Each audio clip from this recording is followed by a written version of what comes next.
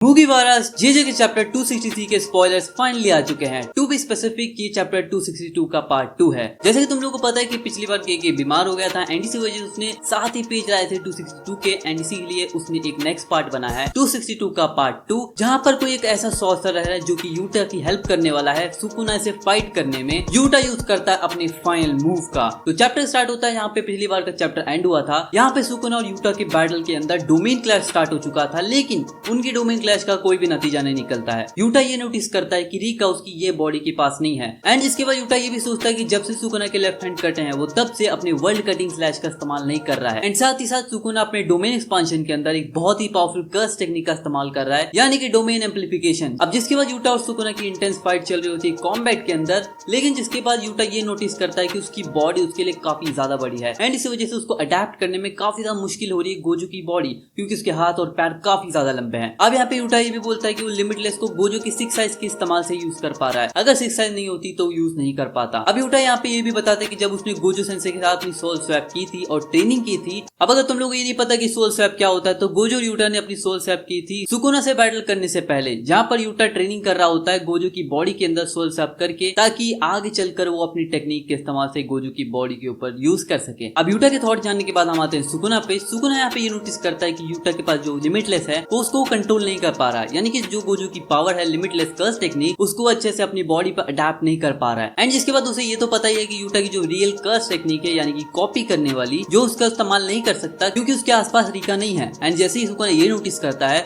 उसके बाद वो बताता है कि अब ये किसी भी कर्स टेक्निक यानी जो भी कॉपी है उसको इस्तेमाल नहीं कर सकता, और यूटा अगर किसी भी कॉपी कर्स टेक्निक को इस्तेमाल कर रहा होता तो सुकुना उसको बहुत ही अच्छे से काउंटर कर देता। लेकिन यहाँ पे यूटा एक कॉपी कर्स टेक्निक को इस्तेमाल कर रहा है जो कि एक किंजाकू की कर्स टेक्निक, जिसका इस्तेमाल करके तो वो गोजो सेंसे की बॉडी के अंदर है। एंड इसी वजह से यहाँ पे सुकुना ये भी सोचता है कि इसकी जो कॉपी कर्स टेक्निक वो कितने टाइम तक लास्ट करती है। जैसे कि हमें पता है कि वो 5 मिनट तक लास्ट करती है जब रिका फुल्ली मैनिफेस्टेड होती है, और fully manifested Rica 5 minute last करती है। अब सुकुना ये समझ जाता है कि अगर ये जो कर्स टेक्निक है वो कम टाइम तक लास्ट करती है तो यूटा को ये मालूम है कि उसके पास टाइम ज्यादा नहीं है एंड इसी वजह से वो गोजो की बॉडी का फुल पोटेंशियल तक इस्तेमाल करेगा। और अगर यूटा फुल पोटेंशियल पे जाता है तो उसकी स्ट्रॉन्गेस्ट कर्स टेक्निक का स्ट्रॉन्गेस्ट पावर का इस्तेमाल करेगा, जो कि उसकी ब्लू और रेड को मिला के बनता है। अब आगे यूटा यहाँ पे चैंट्स पढ़ना स्टार्ट कर देता है क्योंकि अब वो हॉलो पर्पल का इस्तेमाल करने वाला है। अब जैसे सुकुना को यह बात पता चलती है कि यूटा यहाँ पे अपने हॉलो पर्पल का इस्तेमाल करने वाला है, तब उसे अपना फ्लैशबैक याद आ जाता है जहाँ पे गोजो ने अपने हॉलो पर्पल का इस्तेमाल करके मोहारागा को फिनिश कर दिया था एंड साथ में सुकुना की हालत भी खराब कर दी थी। एंड इसी वजह से सुकुना बोलता है कि मैं यूटा को हॉलो पर्पल का इस्तेमाल तो बिल्कुल नहीं करने दूंगा। एंड जिसके बाद वो तुरंत यूटा का हाथ पकड़ लेता है, उसके हैंड साइन को रोक देता है एंड साथ में उसे एक पंच मारता है। अब जिसके बाद यूटा बोलता है कि मुझे पता है सुकुना तो मुझे हॉलो पर्पल का इस्तेमाल नहीं करने देगा, लेकिन ये एक बहुत ही सिंपल प्लान है हमारा जो कि काम करने वाला है। अब यूटा जैसे ये बोलता है वो एक टेप रिकॉर्डर निकालता है और उसको सुकुना के पास फेंकता है एंड उसमें से आवाज आती है डोंट मूव, यानी कि ये इनुमाकी की आवाज होती है। इनुमाकी वही जिसके पास कर्स स्पीच है और कर्स स्पीच जैसे वो इस्तेमाल करता है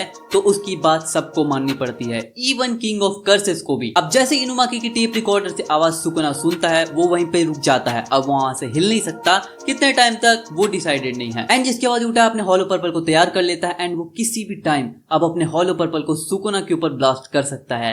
एंड इसी के साथ ये चैप्टर यहीं पे एंड हो जाता है। अब ये चैप्टर तो यहीं पे एंड होता है, लेकिन चैप्टर के एंड में एडिटर का एक नोट है जहाँ पे उसने लिखा है कि unleash the ultimate technique of your teacher. अब एडिटर के नोट के साथ यहाँ पे गेगे ने भी इस चैप्टर के ऊपर कमेंट किया है, जहाँ पर गेगे ने ये कमेंट किया कि यूरोजो रीइंकार्नेशन के बाद कंप्लीटली हील क्यों नहीं हो पाई थी। आई डोंट नो कि उसको यूरो से यहाँ पे अचानक से क्यों याद आ रही है, क्योंकि कुछ ना कुछ तो कुक हो रहा है। अब चैप्टर तो खत्म होता है, लेकिन चैप्टर के अंदर काफी ज्यादा इंटरेस्टिंग चीज ये हुई है, यूटा ने अपने हॉलो पर्पल को तैयार कर लिया है एंड उसने वो खुद से बनाया है, यानी कि उसने रेड और ब्लू को भी मास्टर कर लिया होगा। एंड इसके साथ साथ यहाँ पे अब सुकुना हारने के लिए तैयार है भी और नहीं भी। क्या सुकुना एक हॉलो पर्पल से मर जाएगा? लेकिन साथ में अब टेप रिकॉर्डर के अंदर इनुमाकी की वॉइस है जहाँ पे उसने बोला है इंग्लिश और Spanish anyone will move is you know what. And जिसके बाद अगर इनुमाकी की वो टेप रिकॉर्डर की वॉइस को बार बार इस्तेमाल करेगा तो सुकुना के बार बार वहीं पे फ्रीज होता रहेगा। ये तो बहुत ही वियर्ड बात हो जाएगी। I mean, ये तो गेम ही खत्म हो जाएगा सुकुना के लिए, और ये हम जानेंगे नेक्स्ट चैप्टर के अंदर। तब तक के लिए सायोनारा।